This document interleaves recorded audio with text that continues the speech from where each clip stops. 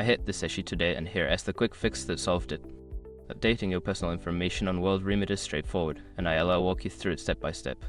Step 1. Log into your account. Start by visiting the WorldRemit website or opening the app. Enter your login credentials to access your account.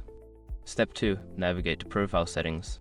Once logged in, look for the Profile or Account Settings option, usually found in the top right corner of the screen. Click on it to proceed. Step 3. Select Personal Information. In the Profile Settings, find the section labeled Personal Information or Edit Profile. Click on it to view your current details.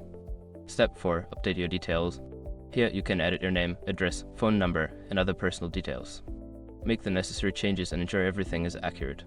Just a heads up, if you change your phone number, you might need to verify it with the code sent via SMS. Step 5. Save changes. After updating your information, don't forget to save the changes. Look for a Save or Confirm button at the bottom of the page.